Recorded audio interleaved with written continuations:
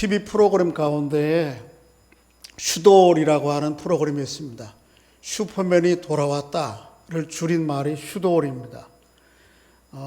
아빠와 함께 어린 두 자녀들이 생활하는 일상의 생활을 영상으로 보여주는 것인데, 저는 그 중에도 호주 출신 연예인인데 한국 여자분이랑 결혼해서 활동을 하고 있는 샘 해밍턴하고 그 첫째 아들이 5살짜리 윌리엄이고 동생이 4살짜리 벤틀리인데 그 가족이 나오는 것을 참 좋아합니다. 종종 다시 찾아보기도 합니다.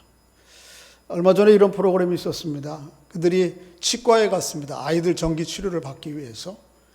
그런데 벤틀리는 아마 처음이었는지 그 치과에 들어가는 순간부터 이렇게 경계심을 갖고 두려워합니다. 그리고는 선생님이 치료를 하기 위해서 진료를 하니까 너무 그 자체가 두려운 거예요. 뭐 충치 치료도 아니고 불소 치료하는데 뭐 동생 벤틀리가 자지러지게 막 울고 있는 거예요. 그때 윌리엄은 형이 뭐라고 그러냐면, 윌리엄이 스스로 자기를 뭐라고 얘기하는가 하면 윌리엄 5세 그렇게 얘기합니다. 자기 5살인데 늘 그렇게 허세를 좀 부려요. 나는 4살 때 형은 안 울었어 그러면서 옆에 이렇게 허세를 부리고 있습니다. 드디어 이제 윌리엄 차례가 왔어요. 윌리엄은 뭐 이렇게 진료받는 것까지는 괜찮았어요. 그런데 앉혀놓고는 사진을 찍고는 의사 선생님이 윌리엄 이의 위쪽에 과잉치가 있어서 이 과잉치는 수술 이외에는 다른 방법이 없다 이야기를 합니다. 그러니까 이 윌리엄이 그냥 갑자기 이전에 윌리엄 5세 위험은 어디로 사라졌는지 그저 사강입을 하고 막 폭풍울음을 울으면서 뭐라고 그러는가 하면, 나 형 아니야. 나 그냥 5살 애야. 나 사실은 여기 처음 들어올 때부터 무서웠어. 그러면서 막 우는 거예요. 그래서 그런 장면을 요즘 뭐라 그러냐면 젊은이들이 우픈 장면이라고 그러죠. 우습기도 하면서도 눈물이 나는 장면. 그래요. 허세를 부렸던 것이 그저 순간에 탄로가 나요. 또 이들의 가족이 호주에 있는 할머니 집에 갔습니다. 할머니 나나가 80세가 넘었는데 최근에 아마도 암 진단을 받으신 것 같고, 그 다음에 이제 항암 치료를, 화학적 치료를 해가야 되는 그런 과정인 것 같아요. 그 항암 진단과 과정들을 홀로 감당하는 어머니가 안쓰러워서 샘 해밍턴이 가족들을 다 데리고 간 거죠. 그래서 여러 가지 뭐 에피소드가 있는데, 이제 19세기 호주 사람들이 그곳에 처음 정착했을 때의 옛날 근사한 복장들을 꾸며가지고 스튜디오에 사진 촬영하는 그곳에 갔어요. 그래서 가족 전체가 다 19세기 의상들을 차려입고 멋진 사진을 찍었습니다. 샘 해밍턴이 어머니에게 그래요. 어머니, 엄마, 그 의상이 참 잘 어울린다고.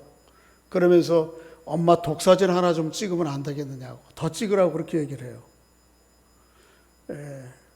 이게 독사진을 찍으라고 권하는 아들도, 또 그 아들이 요청하는 것에 응하는 어머니도 이 독사진에 담겨져 있는 의미가 무엇인지 알아요, 느낌으로. 그런데 애써 이것을 외면하면서 그저 권하고 또 찍어요. 그래서 어머니가 포즈를 쫙 이렇게 혼자 독사진을 취하고 있는데 그 광경을 바라보는 아들 샘 해밍턴의 두 눈에서 눈물이 떨어지는 거예요. 그 광경을 바라보고 있는 할머니 나나가 아들에게 와서 끌어안으면서 뭐라고 그러냐면, 맞아. 사실 나 너무 힘들었어. 하지만 너무 걱정하지 마. 잘할 수 있을 거야. 그러면서 온 가족이 오열하는 장면들이 그 장면 가운데 있었습니다. 그래요. 5살짜리 윌리엄에게도 또 삶을 좀 달관할 나이 80을 넘긴 할머니 나나에게도 이 연약한 순간이 있고, 그 연약함이 지나서 두려워서 떨면서 걸어가야 될 삶의 여정들이 있습니다. 그것은 뭐 윌리엄 5살짜리뿐만 아니고 나나의 할머니뿐만 아니고 사실은 오늘 본문에 나오는 사도 대사도 바울도 마찬가지입니다. 대사도 바울이 연약하고 두려워 떤다고 하는 것이 우리 상상이 안 되지만 실제로 그랬어요. 그러니 여러분과 저는 더 말할 것도 없겠죠. 모든 사람들은 생애 여정 가운데에 두려움과 연약함으로 몸서리쳐 떨어면서 지나야 될 인생의 여정이 있는 것이죠. 오늘 말씀을 통해서 그 장면을 그 상황들을 좀 살펴보고, 그러면 과연 우리는 그런 연약함과 두려움 가운데 있을 때 그저 무대책으로, 무방비로 이런 연약함과 두려움의 순간들을 그저 맞닥뜨리고 말아야 하는가, 이런 생각이 드는데 사실은 그렇지 않은 것이죠. 그리스도인들에게는 그런 연약함과 두려움 가운데서도 이것을 넘어서게 하는, 또 이기게 하는 하나님의 놀라운 섭리와 계획이 있음을 오늘 말씀 우리에게 보여줘요. 그 내용을 좀 살펴보겠습니다. 바울이 지금 어디가 있죠? 오늘 1절 한번 읽어보겠습니다. 1절 시작. 그 후에 바울이 아덴을 떠나 고린도에 이르니. 어디에 있습니까? 고린도에 있습니다. 그런데 바울이 고린도에 있을 때의 심정을 나중에 고린도 전서에서 이렇게 기록하고 있어요. 한번 좀 읽어보겠습니다. 시작. 내가 너희 가운데 거할 때에 약하고 두려워하고 심히 떨었노라. 고린도전서 2장 3절에 그래요. 바울이 다른 지역에 있으면서도 여러 가지 두려움이 있고 또 연약함이 있었겠지만 다른 그의 서신서 가운데에서 이런 얘기 별로 안 해요. 그런데 고린도에 있을 때에 내가 아주 약했고 두려워했고 그 약함과 두려움이 심해서 몹시 떨어노라고 그렇게 고백을 해요.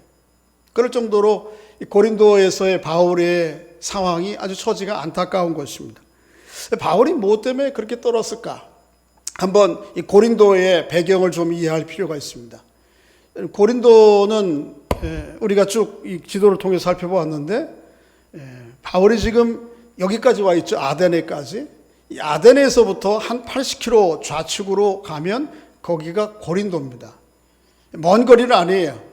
먼 거리는 아니지만 이 아테네와 고린도는 아주 놀라운 특징이 서로 달라요. 이 아테네는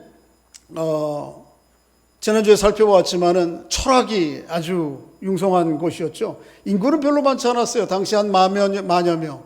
근데 한 80km 왼쪽에 있는 고린도는 70만 명이 살았어요. 굉장히 큰 도시죠. 그리고 아데네 도시가 지적인 도시라면 이 고린도는 어떤 도시였는가 하면 이 상업 도시였습니다. 이번 주에 임 간사님이 아주 멋지게 프로그램을 하나 만들어 주셨는데 이런 것이죠. 지금 이 지중해를 여러분 그 위성으로 보면 이런 상태입니다. 지금 이제 고린도가 어디에 있는지 좀 살펴보겠습니다. 이런 거예요. 고린도의 이 북쪽의 해안과 남쪽의 해안 사이에 고린도 운하가 있어요. 지금 가면 있어요. 이 폭이 한 30여 미터 되고 길이는 한 6.3m 되고 아주 높은 곳은 이 운하의 높이가 100m가 되는 아주 놀라운 1800년째에 만들어진 운하예요. 물론 지금은 이것보다도 더 놀라운 운하들이 많이 있지만 큰 운하들이 참 대단한 것입니다. 그런데 이 고린도 운하에 있는 자리에 오늘 본문 당시에 디올 코스라고 하는 길이 있었어요.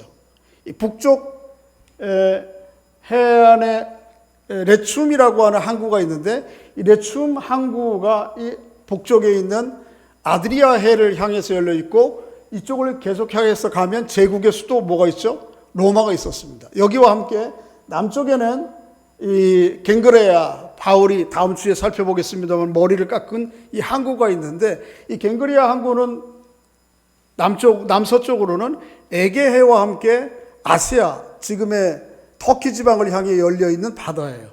고린도는 그래서 두 도시의 바다, 뱃사람들의 도시, 두 바다의 도시, 뱃사람들의 도시, 그렇게 이야기를 해요. 그러니까 이곳을 통해서 서양의 유럽 쪽에, 로마 쪽에 문물이 오고 또 아시아 쪽에 문물이 아주 넘쳐나는 것입니다. 이 두 개가 이 고린도 이 지역을 통해서 이렇게 교류가 되는, 그래서 인종적으로도 이 북쪽에는 주로 로마인들, 서양인들이 있었고 남쪽에는 주로 동양인들이 있을 정도로 언어도 이탈리아 라틴어가 있었고 북쪽에, 남쪽에는 히브리어 헬라어가 있었고, 또 동방의 언어들 히브리어를 통해서 이런 언어들이 막 인종적으로나 여러 가지 문물들이 오가는 그런 곳입니다. 그런 정도만이 아닌 이곳에서는 아주 이교들이 우상 숭배가 심했던 곳입니다. 이 고린도의 배후가 되고 있는 도시의 배후에 멋진 프로그램을 만들었어요. 아크로코린도라고 하는 언덕 위에라고 하는 고린도가 있는데 한 600m 해발되는데, 여기에 뭐가 있었는가 하면 아프로디테 신전이 있었어요. 물론 이 고린도 사람들은 바다의 신이 누구죠? 기억하세요? 포세이돈이죠. 포세이돈을 아주 섬겼고요. 여러분, 오늘날도 제가 자료를 찾아보니까 여러분 바닷가에 가면 배 위에, 우리나라에도 마찬가지예요, 대나무가 하나 이파리까지 있고 거기에 오색기가 달려있죠. 그게 뭐죠? 바다의 신에 비는 미신이에요. 제가 여전히 우리 남부의 해안에 가보면 그런 게 있어요. 그러니까 당시에 이 포세이돈을 고린도 사람들이 아주 당연히 섬겼죠. 왜? 양쪽에 바다를 끼고 먹고 사는 사람들이니까. 근데 그것뿐만 아니고 이 고린도에는 아프로디테 성의 여신 비너스라고 하는 신을 섬겼어요. 이 꼭대기에 신전이 있는 것이죠. 그리고 그 신전 밑에 자작거리가 있는 것인데, 이 아프로디테를 섬기는 신전에는 여사제들이 1000명이나 있었다고 그래요. 근데 이 여사제들은 낮에는 제사 업무를 감당하고 저녁이 되면 이 남쪽에 마을로 내려와서 뭐가 되는 거죠? 매춘부가 되는 것입니다. 그리고 사람들은 이 비너스 아프로디테의 여사제들과 성관계를 갖는 것을 뭐라고 생각하는가 하면 일종의 제사의식으로 생각하는 거예요. 이런 정도로 고린도는 아주 성적으로 부도덕한 도시죠. 그래서 고린도 사람 같다, 그 얘기는 당시에 무슨 용어였는가 하면 아주 성적으로 타락한 사람이다라고 하는 대명사가 될 정도로 고린도가 그런 것입니다. 그러니까 이런 문물은 아주 넘쳐나지만 영적으로 보면 아주 바울의 눈에 볼 때 너무 끔찍한 거죠. 이 고린도가. 이런 가운데서 바울이 떨 수밖에 없었죠. 근데 바울이 사실은 떤 것은 그런 외적인 상황 때문에만 떤 게 아니고 특별한 의미가 때문에 떠는 것이죠. 6절 한번 좀 읽어보겠습니다. 6절 보면 시작. 그들이 대적하여 비방하거늘 바울이 옷을 털면서 이르되 너희 피가 너희 머리로 돌아갈 것이요 나는 깨끗하리라. 이후에는 이방인에게로 가리라 하고. 여기 이 대적이 누구죠? 계속해서 바울을 괴롭히고 있는 유대인들입니다. 그러니까 바울이 전하는 복음을 괴롭히고 또 바울이 전하는 복음을 따라와서 또 늘 대적하고 괴롭히는. 그래서 바울이 얼마나 이 사람들이 참 두렵고 힘들었는지 뭐라고 그래요? 옷을 떨었다 그래요. 옷을 털었다고. 이 얘기는 뭐예요? 우리나라 말 가운데 그런 말이 있죠. 치를 떨었다. 이런 말이에요. 얼마나 유대인들이 자기를 괴롭히는지. 그래서 아주 치를 떨어. 그러니까 바울은 이 고린도의 외적인 상황과 복음을 전할 때 계속해서 자기를 괴롭히는 유대인들 때문에 하루 치를 떨고 있는 것이죠. 바울이 이렇게 연약하고 또 두려움 가운데 있는 것이죠. 이런 바울에게 하나님께서 그냥 그 상황을 혼자만 감당하도록 내버려 두지 않으셨어요. 이런 연약한 두려움 가운데 있는 바울을 하나님께서 놀라운 방식으로 그 연약함과 두려움을 이기고 극복하게 해주셨어요. 그 첫째 하나님이 대비해 주신 놀라운 대비책이 뭔가 하면 주변에 있는 믿음의 사람들이에요. 믿음의 사람. 바울이 고린도에 왔을 때 누구를 만나죠? 아굴라와 브리스길라를 만납니다. 한번 2절 읽어보겠습니다. 2절 시작. 아굴라라 하는 본토에서 난 유대인 한 사람을 만나니 글라우디오가 모든 유대인을 명하여 로마에서 떠나라 한 거로 그가 그 안에 브리스길라와 함께 이탈리아로부터 새로 온지라 바울이 그들에게 들어가매. 보세요. 바울에게 있어서 브리스길라와 아굴라, 나중에는 그렇게 아내 이름이 먼저 나오는데 이 사람들은 참 놀라운 사람들입니다. 원래 아굴라는 아시아 본토 출신이죠. 본토에 있다가 이 사람들이 어디에 갔는가 하면 로마의 삶의 터전을 잡고 살았는데, 클라우디오 황제 때에 로마인들에 대한 모함으로 말미암아 로마 경내에서 유대인들을 다 쫓아냈어요. 그때 아르굴라와 브리스길라가 어디에 와 있는 거죠? 고린도에 와 있는 거죠. 여기 정착하고 사는 건데 바울이 그곳에서 그들을 만난 것이에요. 그런데 이들은 어떤 경로를 통해서인지는 모르지만은 하나님을 경외하는 사람들이었고 복음에 대해서 알았던 사람들이에요. 어렴풋이나며. 그리고 바울을 통해서 복음을 듣고 바울의 동역자가 된 사람들이에요. 그래서 바울이 고린도에 한 1년 반, 오늘 본문에는 머무는데 그 전부터 머물면서 바울과 함께 동행하고, 그리고 바울이 이곳을 떠나 이제 다음 주 이후에 살펴볼 텐데 오른쪽 에게를 건너서 건너편 아시아 에베소로 가거든요. 에베소에 한 3년간 머무르는데 이 3년간 갈 때에도 이 브리스길라와 아굴라가 따라갑니다. 그리고는 이 브리스길라와 아굴라가 에베소에서도 이 가죽 만드는 일들을 함께 하면서 터전을 마련하고 바울의 사역을 계속해서 지원해요. 나중에는 바울은 에베소에 계속 머물지 않고 또 이후에 예루살렘을 갔다가 예루살렘에서 재판을 받고 결국 어디로 가죠? 로마에 가죠. 이 소식을 듣고 브리스길라가 아굴라가 어디로 가죠? 그 전에 로마에 가서 또 터전을 잡고 로마에서 마지막 생애를 보내고 있는 바울을 계속해서 후원해요. 그러니까 바울이 순교할 때까지 계속해서 이 바울을 도왔던 사람이 누구예요? 브리스길라와 아굴라. 이를 만나는 거예요, 이들을. 그러니까 고린도에서 바울이 그렇게 두려워서 떨고 있는데 이 브리스길라와 아굴라를 만났다고 하는 것은 아주 천군 만마를 얻은 것과 같은 것이죠. 하나님께서 이들만이 아니고 또 주변에, 바울 주변에 믿음의 형제들을 통해서 그를 위로해 주세요. 그가 누구죠?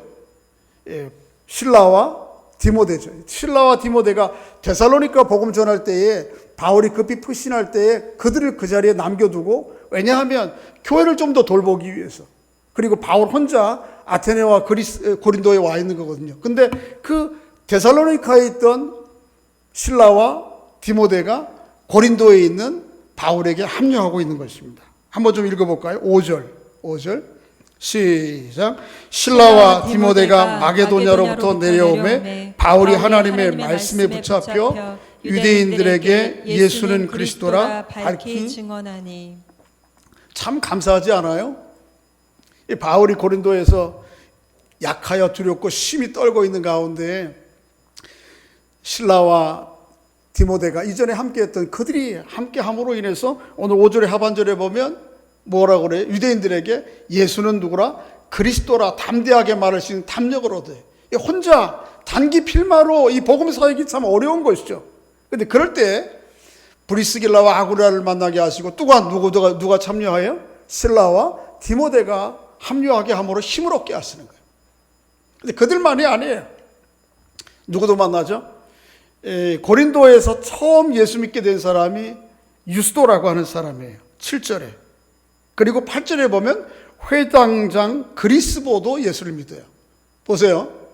회당에서 바울이 늘 언제나 회당을 통해서 복음을 전하죠. 그런데 처음에는 고린도 사람들 중에 유대인들 가운데 그 복음을 듣다가 나중에는 어떻게 하는가 하면 7절에 보면 7절에 보면 더 이상 복음을 못 전하게 해요.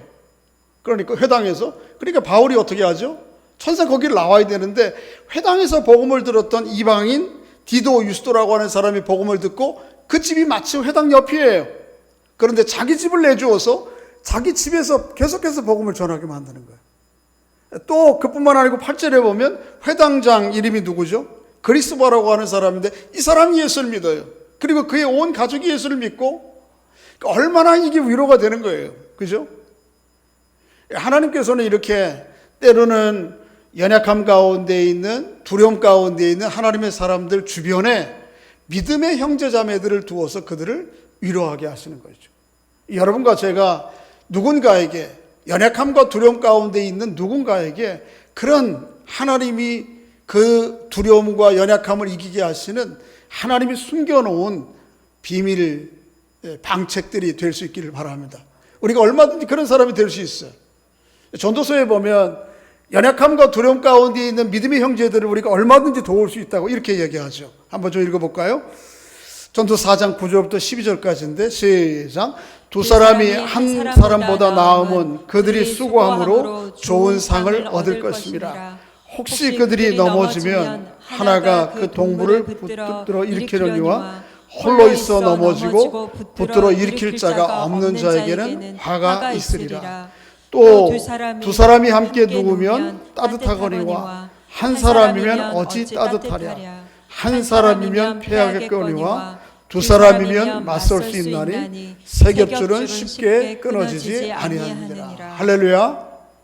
여러분과 제가 우리 주변에 있는 모든 사람들에게 이렇게 든든한 하나님의 숨겨놓은 지원군이 될 수 있기를 바랍니다. 이 땅에 어느 사람도 그 연약함과 두려움이 없는 사람은 아무도 없습니다. 돌아보면 내 주위에 있는 모든 사람들은 눈물을 흘리고 있고 때로는 아주 깊은 외로움 가운데에서 어쩔 줄 몰라 하며 스스로 감당하기 힘든 일들을 삶을 경주해 나가고 있는지도 몰라요. 그들에게 누군가가 여러분과 제가 그런 하나님이 숨겨놓은 지원군이 되면 그들도 이 어려운 고난과 어려움들을 약함들을 극복하고 나갈 수 있는 거죠. 마치 바울의 주변에 있던 사람들을 통해서 하나님이 그렇게 하시듯이요. 또 오늘 본문 가운데 보면 하나님께서 이 바울의 약함과 두려움을 이기게 하시는 또 놀라운 두 번째 방책이 있습니다. 그게 뭔가 하면 하나님의 말씀이에요. 하나님의 말씀. 자, 5절을 좀 다시 한번 읽어볼까요? 앞에 있습니다. 시작. 실라와 디모데가 마게도냐로부터 내려오매 바울이 하나님의 말씀에 붙잡혀 유대인들에게 예수는 그리스도라 밝히 증언하니. 하이라이트가 좀 잘못됐는데 여기는 하나님의 말씀이죠. 하나님의 말씀. 이 말씀을 좀 피상적으로 읽으면, 얼뜻 읽으면 바울이 힘을 얻은 것이 실라와 디모데가 합류함으로 힘을 얻은 것처럼, 그것만이 전부인 것처럼 생각하기 쉬워요. 물론 앞에 설명드렸던 것처럼 실라와 디모데가 바울에게 합류함으로 담력을 얻어서 예수는 그리스도라 밝히 증언한 거예요. 그런데 그것만이 아니고 여기에 하나님의 말씀에 사로잡혀서 바울이 담력을 얻은 것입니다. 여러분, 하나님의 말씀에 붙잡혔다라고 하는 이 헬라어 단어가 뭔가 하면 슈넨코라는 거예요.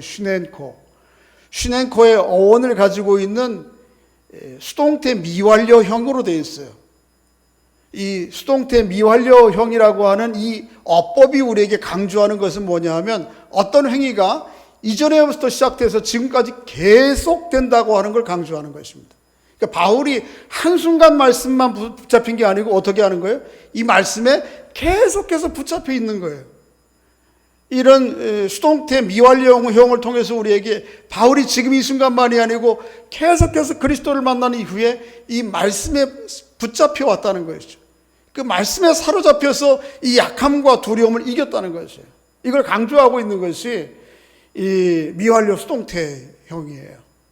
바울이 하나님의 말씀에 붙잡혔다. 어떤 말씀일까요? 물론 성경 전체를 얘기하겠죠.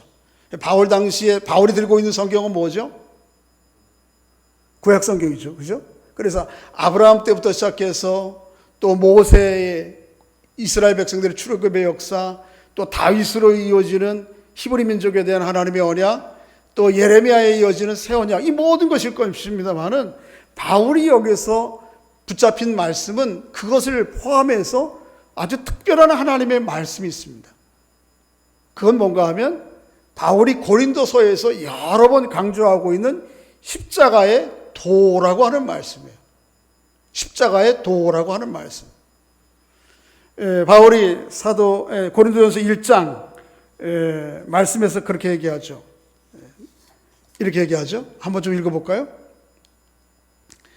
2장이죠. 2장 시작. 형제들아 내가 너에게 나아가 하나님의 증거를 전할 때에 말과 지혜의 아름다운 것을 아니하였나니 내가 너희 중에서 예수 그리스도와 그가 십자가에 못 박힌 것 외에는 아무것도 알지 아니하기로 작정하였습니다. 그러니까 바울이 사로잡혔다 하는 이 말씀 가운데에는 이전에 있던 모든 말씀도 있지만 특별하게 뭘 얘기하는 거죠? 1장 8절에 바울이 십자가의 도라고 표현하죠. 2장에서는 그걸 뭐라고 그러는 거예요? 예수 그리스도가 십자가에 죽으시고 부활하심으로 우리에게 베풀어 주신 하나님의 구원의 말씀, 이걸 강조하고 있는 거예요. 고린도서 전체에 이 바울이 이것을 계속 강조해요. 몇 군데 좀 살펴보면 마치 바울이 1장 2장에서 십자가의 구원의 말씀을 선포하고 15장에 마무리할 때에 또 이 말씀을 선포해요. 그래서 15장에 나오는 이 십자가의 도에 대한 말씀은 이후의 모든 사도들의 공동적인 신앙의 고백이고 교회의 고백이기도 합니다. 15장을 한번 읽어보면 이렇게 이야기할 수 있어요. 한번 읽어보겠습니다. 시작. 너희가 만일 내가 전한 그 말을 굳게 지키고 헛되이 믿지 아니하면 그로 말미암아 구원을 받으리라.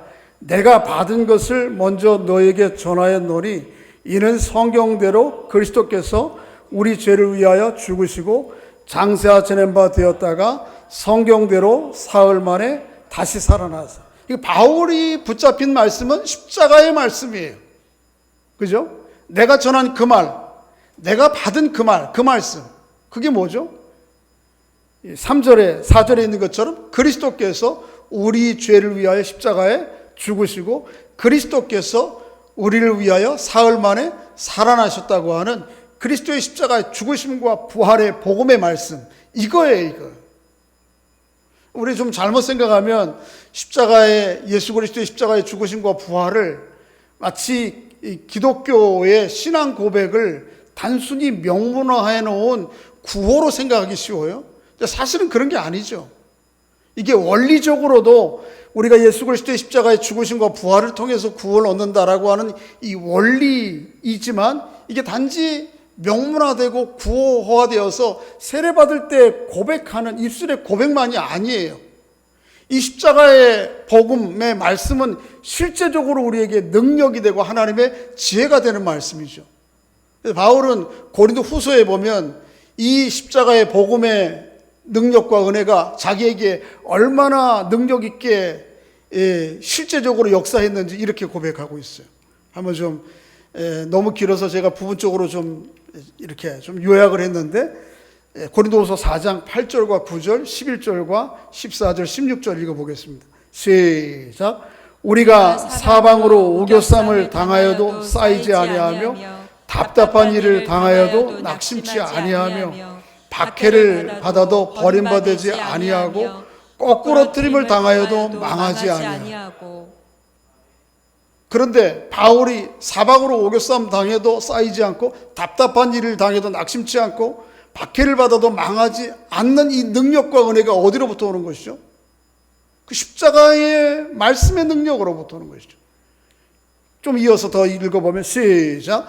우리 살아있는 자가 항상 예수를 위하여 죽음에 넘겨짐은 예수의 생명이 또한 우리 죽을 육체에 나타나게 하려 함이라.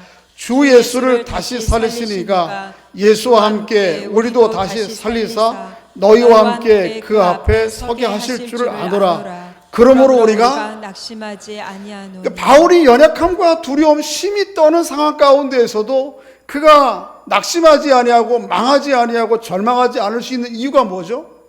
십자가에서 죽으셨을 뿐만 아니라 부활하셔서 우리에게 능력과 지혜가 되신 그 주님이 자기 자신과 함께하고 있다는 이 사실 때문에요.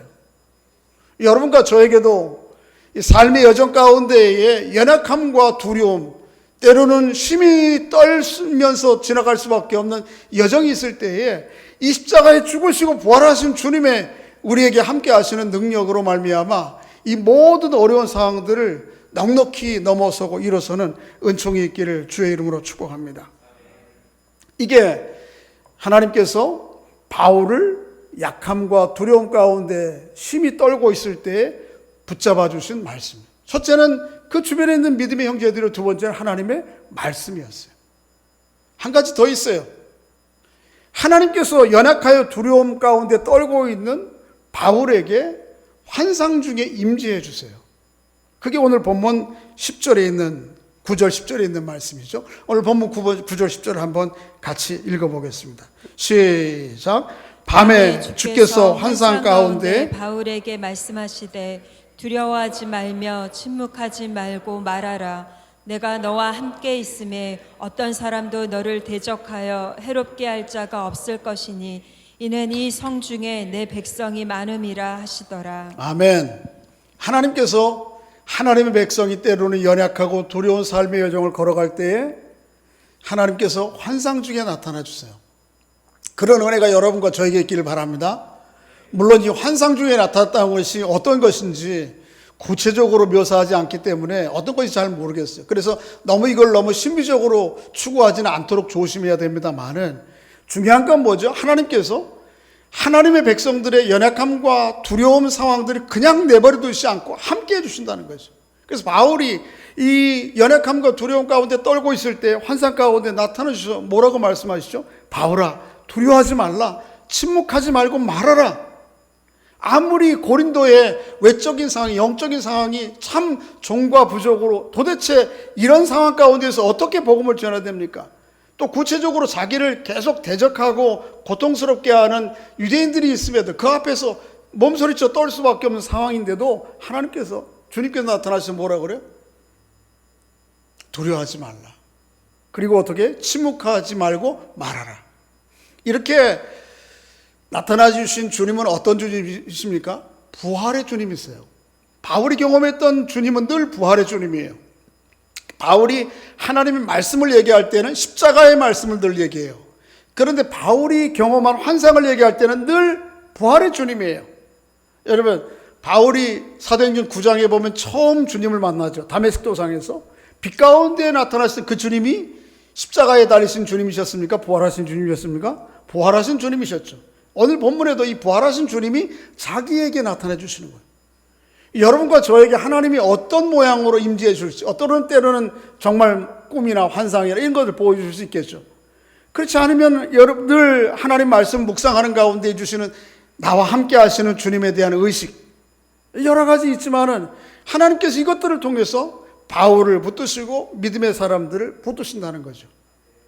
근데 오늘 조금 더 주의해 살펴볼 것은 10절에 보면 하나님께서 우리에게 임재해 주시고 임재해 주실 뿐만 아니고 우리를 보호해 주시겠다고 약속하시고 또 뿐만 아니고 나 혼자 이 씨름을 하지 않도록 주변에 하나님이 예비하신 하나님의 백성들이 있다고 섭리해 주실 것을 약속해 주세요. 제가 좀 정리를 했는데 이렇게 얘기할 수 있죠. 10절에는 뭐라고 그러지 예수님께서? 내가 너희와 함께 있으며, 이걸 동행한다는 것이죠. 그리고 또 10절에 중반절에 보면 뭐라 그러죠? 너를 해롭게 할 자가 없으며, 이걸 뭐라 그러죠? 보호라 그래요. 보호. 그런가 하면 10절에 이 성 중에 내 백성이 많음이라, 이건 뭐죠? 하나님의 계획과 섭리가 있다는 거예요. 여러분과 제가 연약함과 두려움의 여정을 걸어갈 때에 이런 하나님의 임재의 은혜를 경험할 수 있기를 바랍니다. 그런 은혜를 주시기를 또 갈망합니다. 하나님이 우리와 뭐 해주시죠? 동행해 주십니다. 하나님이 또 우리를 어떻게 해주시죠? 보호해 주십니다. 하나님뿐만 아니고 우리를 어떻게 하시죠? 우리의 생을 섭리해 가시는 것이죠.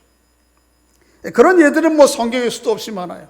시편 23편 4절, 내가 사망의 엄침한 골짜기로 다닐지라도 해를 두려워하지 않을 것은 주께서 나와 함께 하심이라. 동행해 주시는 은혜가 있는 것입니다.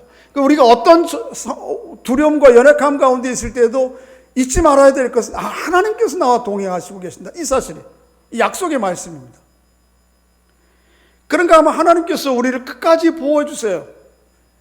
사도행전 28장 20절에 그렇게 얘기하죠. 어떻게 말씀하시죠? 내가 세상 끝날까지 너희와 항상 함께 있으리라. 보호해 주시겠다고 얘기하고, 베드로전서의 1장 5절에 보면 내가 말세에 나타나기로 예비한 구원을 얻기 위하여 믿음으로 말미암아 하나님의 능력으로 너희가 보호하심을 받았느니라. 그렇게 얘기하죠.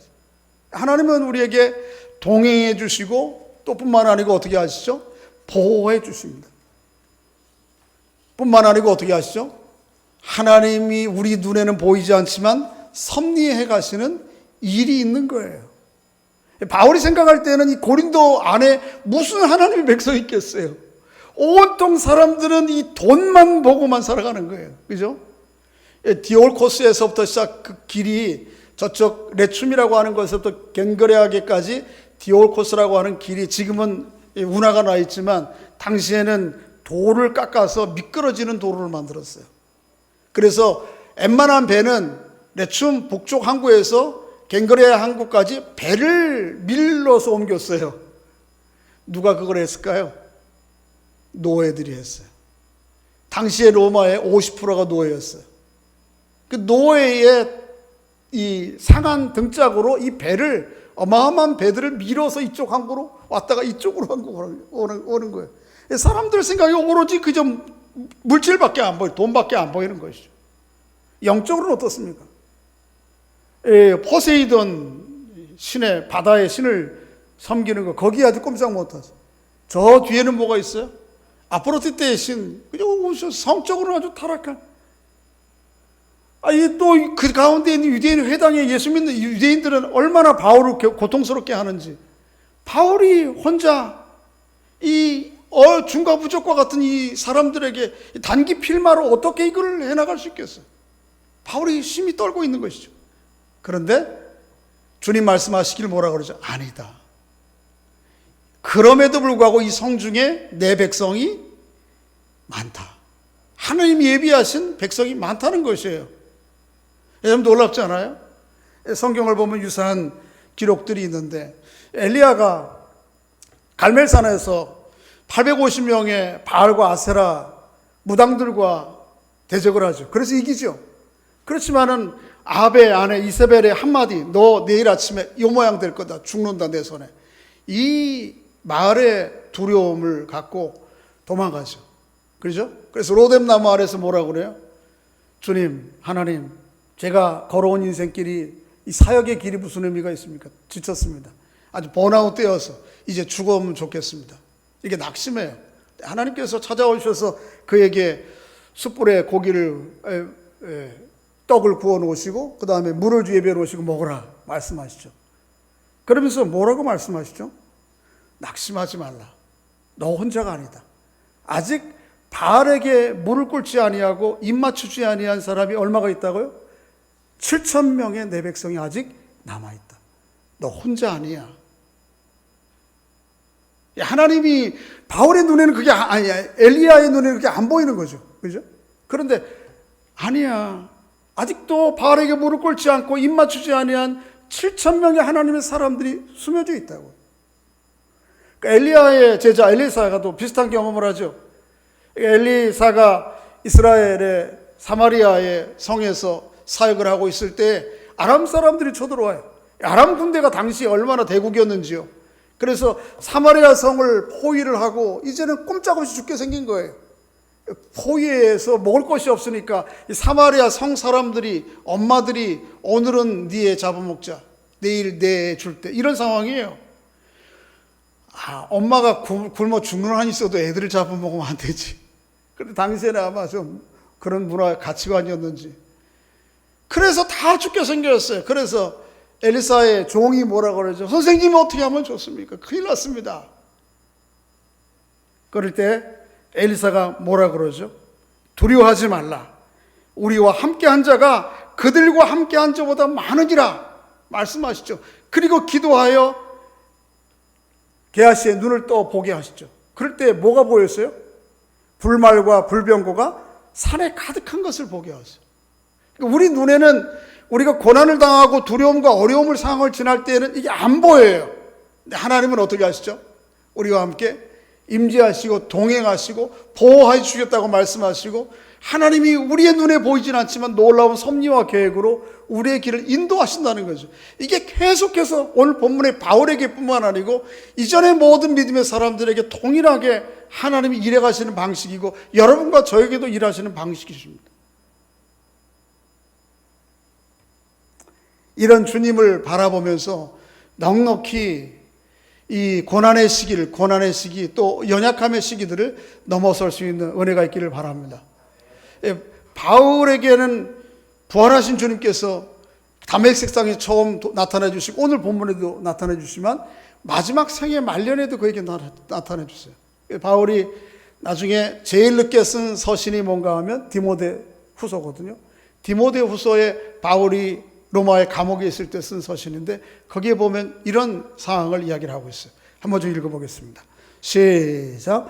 내가 처음 변명할 때에 나와 함께한 자가 하나도 없고 다 나를 버렸으나 그들에게 허물을 돌리지 않기를 원하노라. 주께서 내 곁에 서서 나에게 힘을 주심은 나로 말미암아 선포된 말씀이 온전히 전파되어 모든 이방인이 듣게 하려 하심이니 내가 사자의 입에서 건지심을 받았느니라.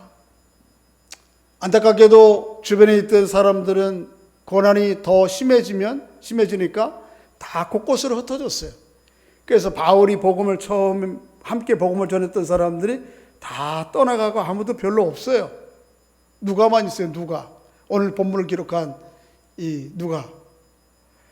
그런데 바울은 그런 상황 가운데에서 얼마나 좀 연약함과 두려움과 안타까움, 서운함이 있겠어요. 근데 바울의 고백은 참 놀랍죠.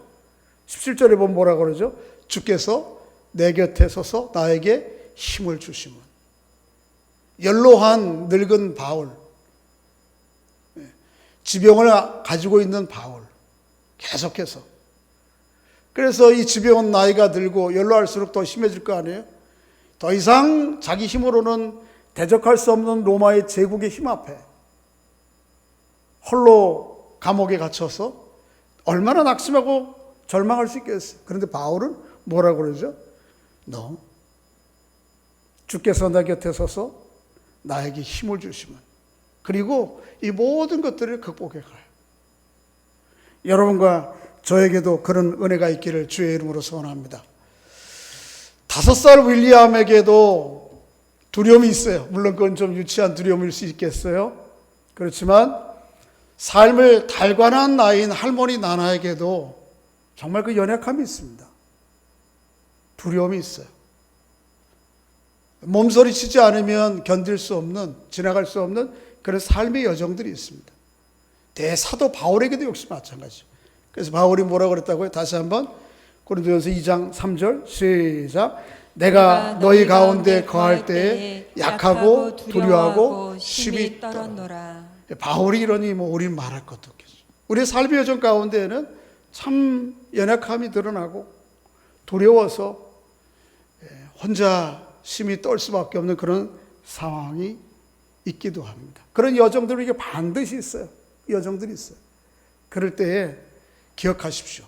그럼에도 불구하고 하나님이 놀랍게 이 모든 연약함과 두려움을 넘어서게 하는 하나님의 대비책이 있어요. 그게 누구죠? 우리 주변에 있는 믿음의 형제 자매들이에요.